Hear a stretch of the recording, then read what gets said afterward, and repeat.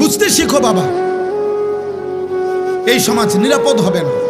রাসূলুল্লাহ সাল্লাল্লাহু আলাইহি সাল্লাম বলছেন, আমি নিজে বললাম, আমি এই কথা পড়ি তো বাবা, কিশোর নওজোয়ান নিয়ে আমার সারাদিন ভাবি।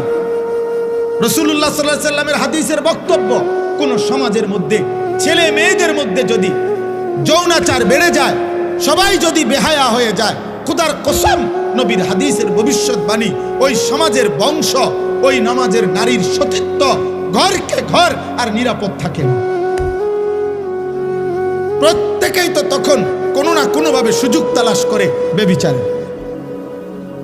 একদিনের পত্রিকা, তোমরা একদিনের খবর, বাংলাদেশের 10টা চ্যানেলের খবর, 10টা পত্রিকার খবর, সবগুলো পৃষ্ঠা উল্টাইয়া দেখো, প্রতিদিন বাংলাদেশে বর্তমানে পরকীয়া, অর্থাৎ স্ত্রী অন্য পুরুষের সাথে, পুরুষ অন্য মহিলার সাথে অপকর্ম করছে। আর এই কারণে প্রতিনিয়ত খুনাখুনি, মারামারি কি পরিমাণ হচ্ছে প্রতিদিন তুমি দেখো, তোমার বিবেক থাকে। তুমি দেখো এই সমাজে পরকীয়া এখন কি অবস্থা। সবাই বেসামাল, সবাই বেসামাল। বিবাহিত নারী যদি চরিত্রহীন হয়, অবিবাহিত মেয়ের কি হবে? বিবাহিত পুরুষ যার স্ত্রী আছে বেটা, ওই যদি চরিত্রহীন হয়ে যায়, তাহলে অবিবাহিত ছেলের হালাত কোথায়? আপনারা কেউ ভাবতেছেন না। আপনারা সবাই মনে করতেছেন, আপনারা সবাই ভাবতেছেন নিজের মতো করে ছেলে পেলে বড় হইতেছে। না রে ভাই, বড় হইতেছে না, ছোট হইতেছে, চরিত্রহীন হইতেছে, লম্পট হইতেছে, চরিত্রহীন হইতেছে। 100টা মুসলিম ছেলে দাঁড় করাইলে বোঝা যায় না, আহা 98 জনের চুল বেঈমানের মতো। 100টা মুসলিম ছেলেকে জিজ্ঞাসা করেন, বাবা আজকের সারা দিনে যতবার পেশাব করছো, অতবার টয়লেট পেপার নিছু কিনা? 100 জন মুসলিম ছেলেকে জিজ্ঞেস করেন, গত 100 দিনের মধ্যে বাবা 5 ওয়াক্ত নামাজ পড়েছো কয়দিন? 100টা মুসলিম ছেলেকে জিজ্ঞেস করেন, গত 24 ঘন্টার মধ্যে মোবাইলে নারী ছবি, উলঙ্গ দৃশ্য দেখেছ রাতে দিনে মিলে কতবার? 100টা যুবক ছেলেকে বলেন, বাবা 24 ঘন্টার ভিতরে তোর কলিজার ভিতরে হারাম নারীর চাহিদা হয়েছে কয়বার, আর আল্লাহর কথা মনে পড়ছে কয়বার?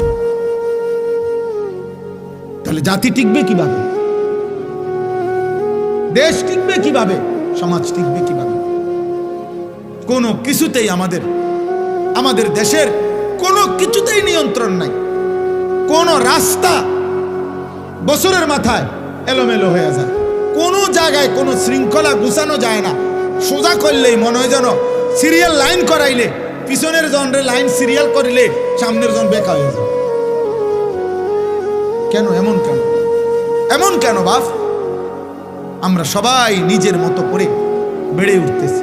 গুনাহ আমাদের প্রিয় হয়ে গেছে, গুনাহ আমাদের জীবনের সঙ্গী হয়ে গেছে। নারী, ছবি, নাটক, সিনেমা, টেলিভিশন, নর্তকী।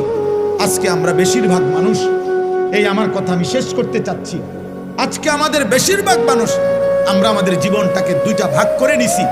এক ভাগ 8 ঘন্টা 10 ঘন্টা উপার্জন, হয় চাকরি, নয় ব্যবসা, নয় ক্ষেত খামার, একটা কিছু, নয় বিদেশের কোনো ডিউটি। এই 8-10 ঘন্টা কর্ম করে, আর বাকি যতক্ষণ ঘুম না যায় বাকি টাইম বিনোদন, হয় গান, নয় নাটক, নয় সিনেমা, নয় টেলিভিশন, নয় বন্ধুদের সাথে আড্ডা, নয়তো চটপটি খাইতেছে, নয়তো মহিলা বাজারে ঘুরতেছে, বিনোদন। তাহলে এক বেলা কর্ম, আরেক বেলা বিনোদন। তো আল্লাহ কই, রসুল কই, আখেরাত কই, কবর কই, পরকালের ভাবনা কই?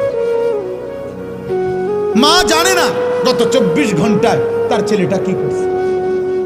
বাবা জানে না গত 24 ঘন্টায় তার ছেলেটা কোত্থেকে গেছে, কোথায় কি করছে, বাপের খবর নেই। এভাবে তো মানুষ গড়ে না রে বাবা, এভাবে গড়ে না। আমার আম্মার বয়স 75 বছর, আমার মা অসুস্থ, দুর্বল মা আমার। আলহামদুলিল্লাহ, আমার সেই মা আজও এই 75 বছর বয়সেও যখনই মার সাথে কথা বলি, মা জিজ্ঞেস করে, ফুত নামাজ পড়ছো না? এখনো জিজ্ঞাসা করে, এখনো জিজ্ঞেস করে। আমার পড়ালেখার পুরা জীবন আমার মনে আছে। আমার বাবা, আমার মা, আমার বড় ভাই আমার দিকে পুরাপুরি নজর রাখছে। আমি একবারের চুল 3 বার কাটাইছে, শুধু সামান্য 19-20 হয়েছে। আমার জীবনে কোনোদিন একটা এমব্রয়ডারি পাঞ্জাবি পরতে দেয় নাই। আমার জীবনে কোনোদিন একটা রঙিন টুপি আমি জীবনে কোনোদিন পরি নাই। তাইলে বাপ, জীবনে কেউ ধরে রাখতে হয়, মানুষ বানাইতে হইলে। আর শুধু উপার্জন করবে, টাকা রোজগার করবে, এটার জন্য কেউ ধরে রাখতে হয় না। তার পেরেশানি, কারণ তার টাকা দরকার, যখন সে একটা না একটা কর্ম করে। হালাল হারাম বুঝি না, তার দরকার হলো টাকা।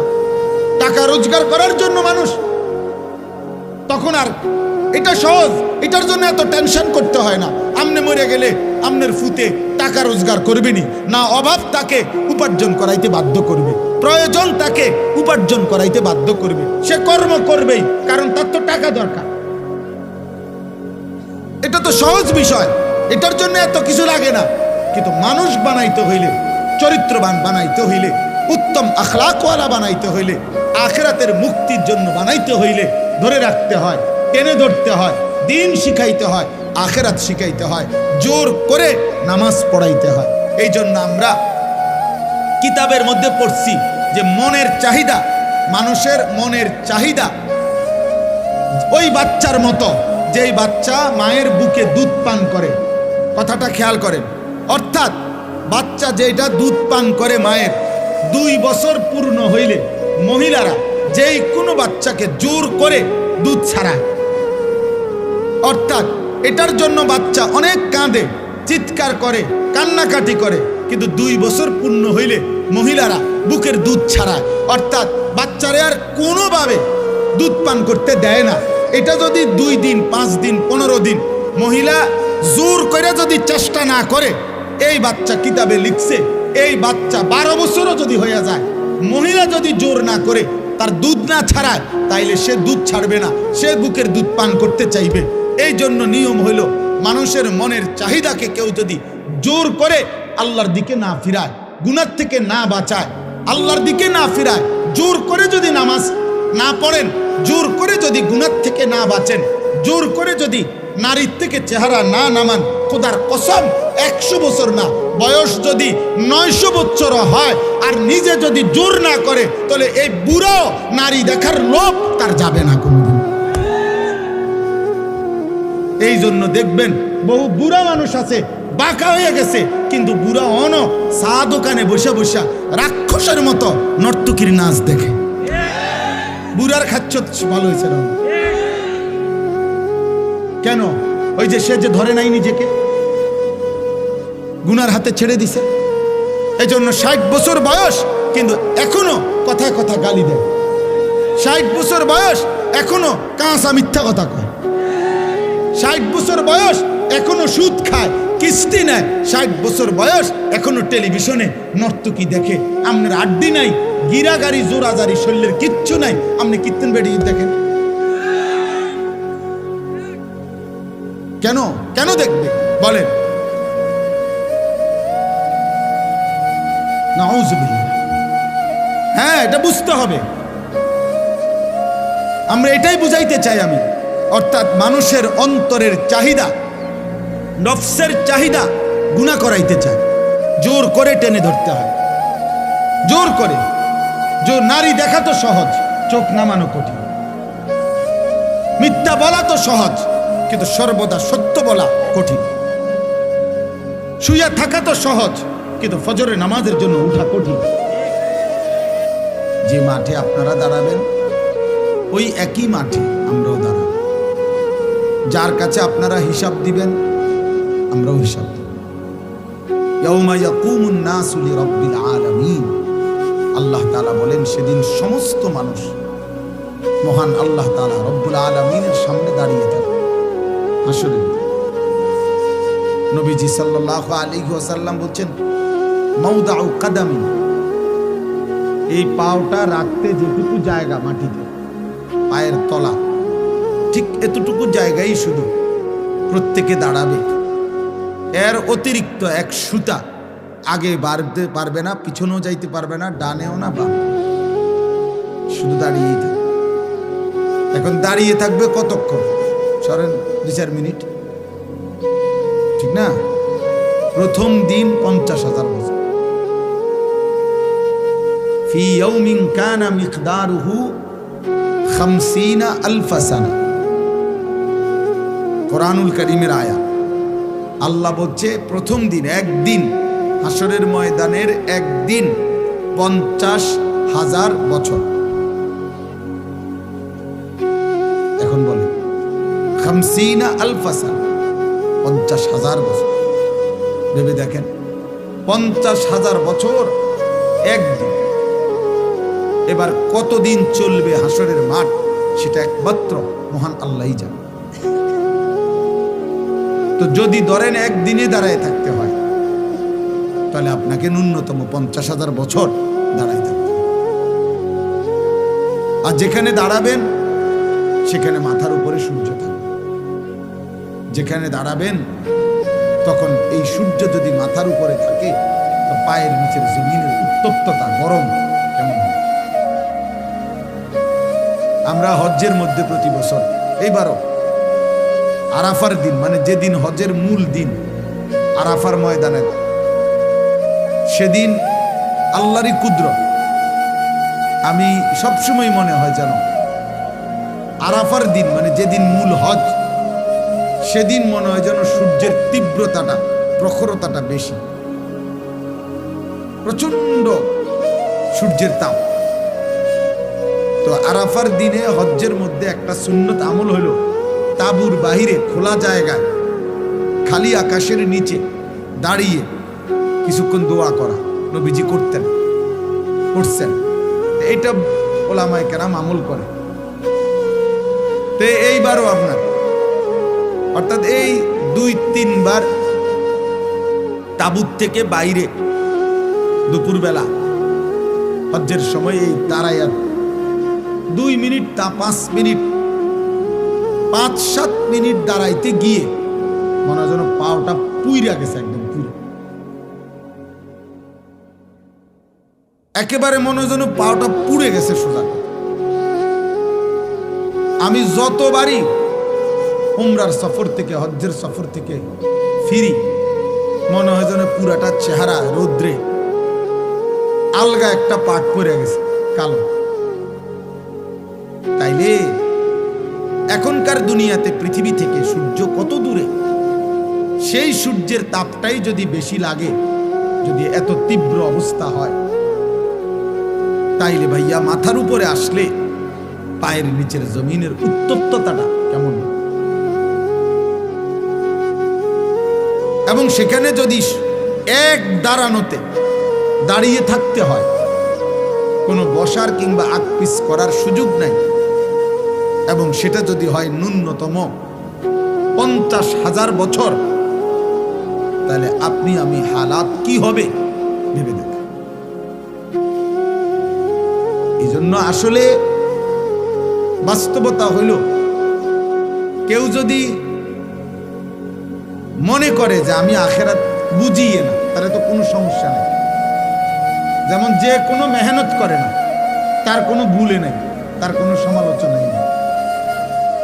কারণ তার সমালোচনা একটাই, সে মেহনত করে না। কিন্তু যে কাজ করে তার অনেক সমালোচনা। তো যে মনে করে আখেরাত আমি বুঝিয়ে না, তার তো কোনো টেনশনই নেই। কিন্তু যে মনে করে আখেরাত হবে, আল্লাহর সামনে যেতে হবে, আল্লাহর মুখোমুখি হইতে হবে, আল্লাহ তাআলার কাছে হিসাব দিতে হবে, আমার জিন্দেগির বুঝ দিতে হবে, খোদার কসম তার চিন্তার কোনো শেষ নেই। তার চিন্তার কোনো শেষ নেই। কোরআনুল কারীমের মধ্যে আল্লাহ তাআলা বলছেন, ওয়াল্লাযীনা ইউতুনা মা আতাউ ওয়া কুলুবুহুম ওয়াজিলাতুন আন্নাহুম ইলা রাব্বিহিম রাজিউন। আল্লাহ বলেন, আমার প্রিয় বান্দা যারা, তারা আমার দেওয়া সমস্ত নিয়ামত, আমি যা দিয়েছি, শরীর, স্বাস্থ্য, জীবন, যৌবন, সুস্থতা, সম্পদ, অর্থবিত্ত, ক্ষমতা, প্রভাব প্রতিপত্তি, স্ত্রী, সন্তান, টাকা পয়সা, ঘর সংসার, সব আমি আল্লাহর পথে ব্যয় করে, আমার প্রিয় বান্দা তারা।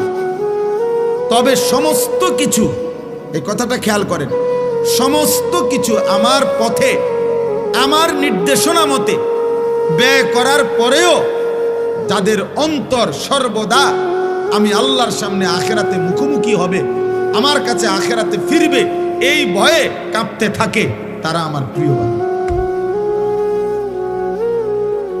নামাজও পড়ে, ভয়েও কাঁপে, রোজাও রাখে, ভয়েও কাঁপে, যাকাতও দেয়, ভয়েও কাঁপে, দান সাদাকাও করে, ভয়েও কাঁপে, হজও করে, আবার ভয়েও কাঁপে, আল্লাহর ভয়ে।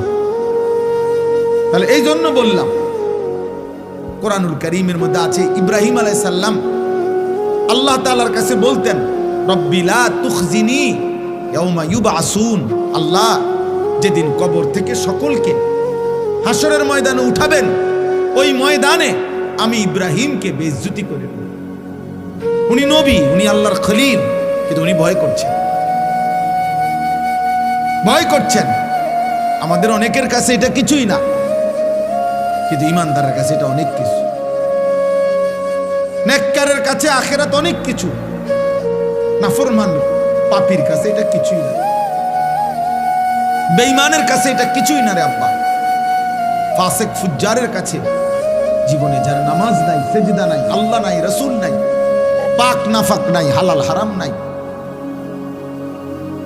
তোমরা যে সমস্ত যুবক মনে করো তোমাদের জীবনে কোনো ওযু, নামাজ, পাক নাফাক, আল্লাহ রসুলের বিধানের কোনো পরোয়া নাই, তোমার কাছে কিছুই মনে না হইতে পারে, কিন্তু আমার কাছে অনেক কিছু মনে হয়, আমার অনেক কিছু মনে হয়। ইমানদারের কাছে অনেক ভয় হয়। আমাদের প্রিয় নবী সাল্লাল্লাহু আলাইহি ওয়াসাল্লাম আখিরাতে যার আল্লাহ তাআলা অগণিত মর্যাদা আল্লাহ নিজে যার ঘোষণা দিয়েছেন, নবীজি বলছেন, আল্লাহ আমাকে আখিরাতে দুনিয়ার চাইতেও বেশি সম্মানিত করবেন। ওয়ালাল আখিরাতু খায়রুল লাকা মিনাল উলা, আল্লাহ বলছে, বন্ধু দুনিয়ার চাইতে আপনার আখিরাত আপনার জন্য খায়ের, অনেক বেশি কল্যাণ হবে। ওয়ালা সাউফা ইউতিকা রাব্বুকা ফাতারদা, আপনাকে আমি আখিরাতে এই পরিমাণ নিয়ামত দেব, পুরস্কার দেব, আপনি সন্তুষ্ট হবেন, আপনি খুশি হয়ে যাবেন। আল্লাহর নবী সাল্লাল্লাহু আলাইহি সাল্লাম বলেন, আনা আউয়ালু খাতিবুহুম, আখিরাতে প্রথম আল্লাহর সামনে আমি মুহাম্মদ কথা বলবো। আনা আউয়ালু শাফিঈন, আখিরাতে আমি আল্লাহর সামনে প্রথম সুপারিশ করব। আনা আউয়ালু মুশাফফাইন, আখিরাতে প্রথম আল্লাহ আমার সুপারিশ কবুল করবেন। বিয়াদি লিওয়াউল হামদ, আখিরাতে আমি আমার হাতে আল্লাহর প্রশংসার পতাকা আমার হাতে থাকবে। জামিউল আম্বিয়া তাহতা লিওয়াই, আখিরাতে সব নবী আমার পতাকার নিচে এসে সমবেত হবে। আল্লাহ রাসূল সাল্লাল্লাহু আলাইহি সাল্লাম বলছেন, আমাকে আল্লাহ তাআলা হাউজে কাউসার দান করবে, আমাকে আল্লাহ তাআলা সর্বপ্রথম জান্নাতে প্রবেশ করার অধিকার আল্লাহ আমাকেই দেবে। এত কিছু যার, সেই নবীজি সাল্লাল্লাহু আলাইহি সাল্লাম আখিরাতের এত সম্মান, এত মর্যাদার কথা শুনবার পরেও তিনি প্রতিদিন 5 ওয়াক্ত নামাজের পরে আল্লাহর কাছে দোয়া করতেন আর বলতেন, আল্লাহুম্মা হাসিবনি হিসাবান ইয়াসীরা, আল্লাহ আপনি আমার হিসাব সহজ করে দিন, আমার আখিরাতের হিসাব সহজ করে দিয়ে। ওনার আবার হিসাব কি? উনি তো মাসুম, উনি তো নিষ্পাপ, উনি তো বেগুনা, ওনার তো জাররা পরিমাণও কোনো গুনাহ নাই, তবুও তিনি ভয় করছেন, তবুও তিনি ভয় করছেন। এই জন্য প্রিয় ভাই, প্রিয় বাবা, আমি এটা বুঝাইতে চাই, মূল বিষয় হলো প্রতিটা মাহফিলকে আমি খুব কদর করি এই জন্য যে এটা শুধুমাত্র আমাকে পরিচিত হওয়া, এটা মাকসাদ না। আমি এই দেবীর দ্বারে ইতিপূর্বে বহু এমন মাহফিল করছি, বহু মসজিদেও, যেখানে 20 জন 50 জন মানুষ ছিল, 4 জন মানুষের সামনে আমি ওয়াজ করছি। আমি 10 জন মানুষের সামনে ঘড়ির ঘন্টায় 4 ঘন্টাও বয়ান করছে। তাহলে কাজে এটা কোনো বিষয় না যে ধীরে ধীরে জনপ্রিয়তা বাড়তেছে, অতএব আশা করি এবারে না হোক সামনের বারে ইলেকশন করব, এটা না, এই মাকসাদ না। এখানে জনপ্রিয়তা কোনো বিষয়ই না, এখানে পদ পদবী সুখ্যাতি কোনো বিষয় না। আখেরাতে আমরা প্রত্যেকেই একা একা একজন একজন আল্লাহ তাআলার সামনে হিসাবের জন্য দাঁড়াইতে হবে। ওয়াকিফুহুম ইন্নাহুম মাসউলুন, কোরআনুল কারীমের মধ্যে আছে আল্লাহ তাআলা ফেরেশতাদেরকে হাসরের ময়দানে বলবেন, আমার একজন একজন বান্দা আমার সামনে এনে দাঁড় করাও, আমি আল্লাহ আমি নিজেই জিজ্ঞেস করব। আজ আমি জিজ্ঞেস করব, আমার বান্দা বলো, আমার এক এক লোকমা খাবারের হিসাব দাও, আমার এক এক ঢোক পানির হিসাব দাও বান্দা, আমার প্রতিটা নিঃশ্বাসের হিসাব দাও, আমার দেওয়া হায়াতের সেকেন্ড সেকেন্ড বান্দা হিসাব দাও। একটা 24 ঘন্টা কেমনে পার করলা বান্দা, একবারও এক ওয়াক্ত নামাজ পড়লা না, একটা সেজদাও দিলা না। 24 ঘন্টা 12 ঘন্টা তোমার জীবন থেকে চলে গেল, তুমি নাফরমান, একটা বার তোমার জবান দিয়া আমি আল্লাহর নামটুকুও বের হইল না। মুসলমানের ঘরে এত বড় নিকৃষ্ট ডাকাত কেমনে হইল? মুসলমানের ঘরে এত বড় বেয়াদব কেমনে হইলা যে এক ওয়াক্ত নামাজ পড়ো? মুসলমান পরিচয় দাও কোন লজ্জায়? তার চাইতে বড় নির্লজ্জ বেহায়া যে নিজেকে পরিচয় দেয় মুসলমান, অথচ সে এক ওয়াক্ত নামাজের একটা সেজদা দেয় না। এর চাইতে নিকৃষ্ট বেয়াদব আসমানের নিচে জমিনের উপরে কোনো জানোয়ারও নাই। কোন জানোয়ারও নাই বেটা, কোন জানোয়ার এমন হইতে পারে, কোন জানোয়ার না, কারণ জানোয়ারের উপরে নামাজ ফরজ করা হয় না, কোন কুত্তার উপরে নামাজ ফরজ করা হয় নাই, এই জন্য সে নামাজ পড়ে না। কোন শূকরের উপরে নামাজ ফরজ করা হয় নাই, এই জন্য সে নামাজ পড়ে না, এজন্য সে পড়ে না। রে আব্বা, তুমি কুত্তারে জিগাইও যে তুমি কেন নামাজ পড়ো না, সে বলবে আমারে আল্লাহ নামাজ পড়তে বলে নাই, আমার উপরে শরীয়তের বিধান নাই, তোমার উপরে বিধান আছে। তুমি মুসলমানের বাচ্চা, তোমার মা মুসলমান, তোমার বাবা মুসলমান, তুমি বুঝ হওয়ার পর থেকে শুনেছ তুমি মুসলমান। কতবার তোমার মা তোমারে কালেমা পড়াইছে, তোমার বাবা তোমাকে কালেমা পড়াইছে, তোমার মক্তবের হুজুর তোমারে কত শতবার কালেমা পড়াইছে, তোমার চারদিকের মসজিদে প্রতিদিন আজান হয়, তুমি চারিদিকে দেখো কত মানুষ নামাজ পড়ে, তোমার আত্মীয় স্বজন সবাই মুসলমান।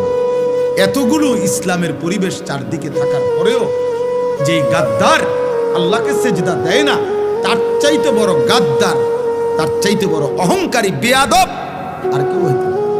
এই জন্য আমার সবসময় মনে হয় এই যে 14 বছর 16 বছর 18 বছরের ছেলে যেগুলো, তার বাবা মুসলমান, তার মা মুসলমান, তার দাদা দাদি মুসলমান, তার নানা নানি মুসলমান, তাগো গ্রামের চারদিকের সব লোক মুসলমান, তাগো গ্রামে মসজিদ আছে, ইমাম আছে, মুয়াজ্জিন আছে, মসজিদের মিনারাত থেকে আজান হয়, তাগো ঘরে আল্লাহর কোরআন আছে, তাগো এলাকার কোনো না কোনো বাচ্চা মাদ্রাসায় পড়ে, তাগো দাদা দাদি নামাজ পড়ে।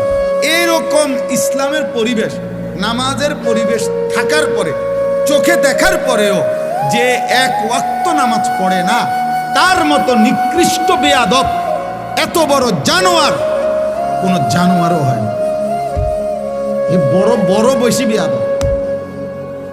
এই জন্য বাপ আপনাদেরকেও বলি, আপনাদের যে সমস্ত ছেলে এক ওয়াক্ত নামাজ পড়ে না, এ আপনার সন্তান হওয়ার অযোগ্য।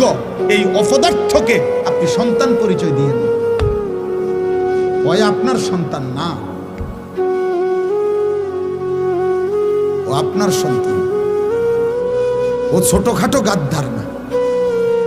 চারিদিকে ইসলামের পরিবেশ, এরপরও হেতে এত কম বয়স, মাত্র 16 বছর, কিন্তু বেয়াদব, এত বড় বেয়াদব, 16 বছর বয়সেই মাত্র আল্লাহকে কোনো 2 পয়সার পাত্তা দেন। এই গাদ্দার তো 40 বছর বয়সে দাজ্জাল হয়ে যাবে। সে 40 বছর বয়সে বলবে, বেটা গত 30 বছর আল্লাহরে একটা সেজদা দেই নাই, কিতা করতে আসছে আল্লাহ? আমি ফেরাউনের চাইতে কম কি? আমি নমরুদের চাইতে কম কি? হ্যাঁ, তা আল্লাহ বলবে, বান্দা বেশি কিছু তো আর খাও না, তুমি না মনে করছো তুমি অনেক রঙে আছো, কিন্তু তোমারে আমি যা খাওয়াই দুনিয়ায় এর চাইতে বেশি আমি জানোয়ারে খাওয়াই। আমার বাঘ, আমার সিংহ, আমার গরু ছাগল, আমার কুকুর বিড়াল তোমার চাইতে বেশি খায়। জঙ্গলের প্রাণীরা বেশি খায়, সাগরের প্রাণীগুলো বেশি খায়, এবং আমাদের চাইতে ফ্রেশ পিওর খাবার জঙ্গলের প্রাণী খায়। কোনো বাঘের খাবারে কোনো ফরমালিন নাই, কোনো সিংহের খাবারে কোনো ফরমালিন নাই, কোনো ভাল্লুকের খাবারে কোনো ফরমালিন নাই, কোনো ভেজাল নাই, পিওর খাবার, পিওর গোশত খায়। আমাদের সব খাবারের মধ্যে ঝামেলা, আমাদের সব খাবারের মধ্যে ফরমালিন আছে, আমাদের সব খাবারের মধ্যে ধোঁকা আছে। তাহলে আমরা সামান্য ধোঁকা মিশ্রিত দুনিয়া ভোগ করি, এতটুকুতেই আল্লাহকে এভাবে ভুলে গেলাম।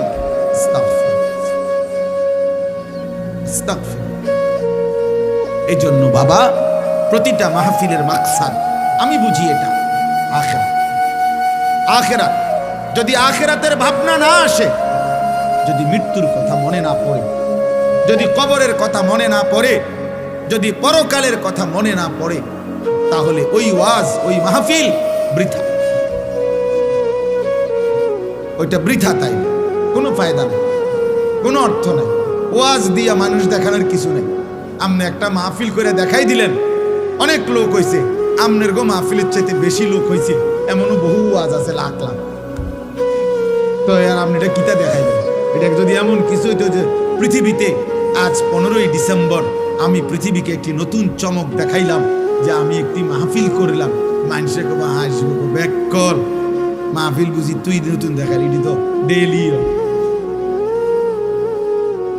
ওয়াজ, তো ডেইলি হইতে আছে, মাহফিল তো ডেইলি হইতেছে। তাইলে এটা কিছুই না, প্রদর্শনীর কিছু নাই। আখিরাত, আখিরাত, কবরের ফিকির, আখিরাতের ফিকির, মৃত্যুর ফিকির। আমি আর তুমি ভাই, জোয়ান ছেলেরা, বাবা মনে রেখো, আব্বা তুমি আমি যদি সবাই মিলে এটা বুঝে নিতাম যে খাইয়া পইরা দুনিয়া সমান সমান, পেটে ভাতে দুনিয়া, এরপরে আর কিছু নাই। মৃত্যু মানে শেষ, মৃত্যু মানে হারিয়ে যাওয়া, মৃত্যু মানে নিশ্চিহ্ন হয়ে যাওয়া। না রে ভাব, আল্লাহ তাআলা বলছেন, বান্দা মৃত্যু মানে নিশ্চিহ্ন না, মৃত্যু মানে আমি আল্লাহর কাছে ফিরে আসা, মৃত্যু মানে আমার কাছে আসা, আমার কাছে। কুল ইয়াতাওয়াফাকুম মালাকুল মাউত আল্লাযী ওয়াক্কিলা বিকুম সুম্মা ইলা রাব্বিকুম তুরজাউন।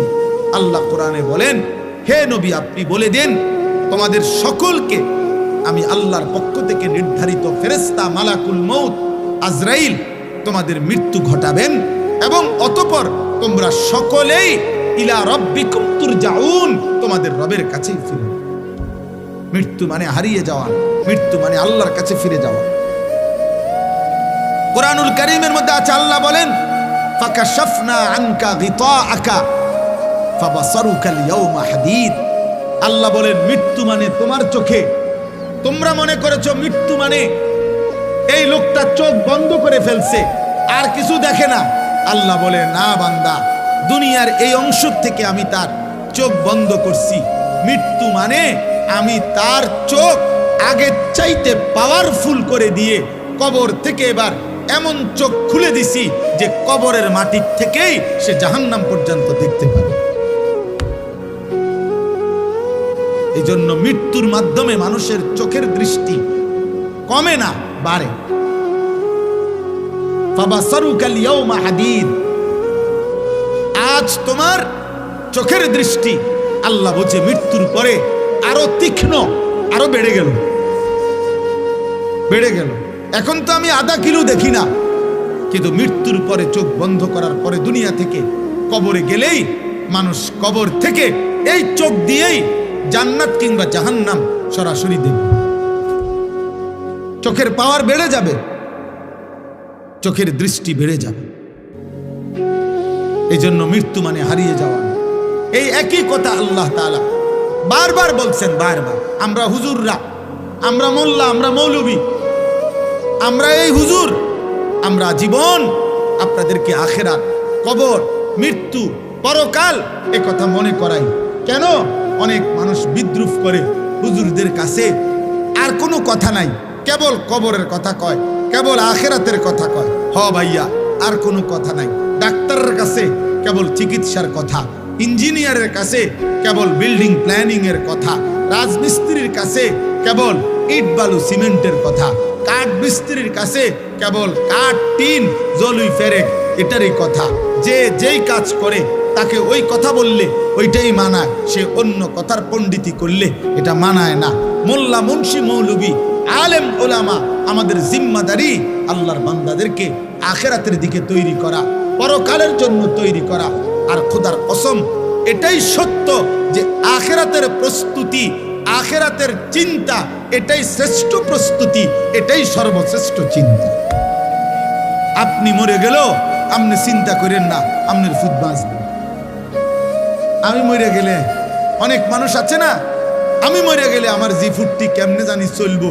আমনের বাপ মরাতে আপনি যেমনি চলছেন, এই আমনে মরার পরেও আমনের জি ফুট এমনি চলবে।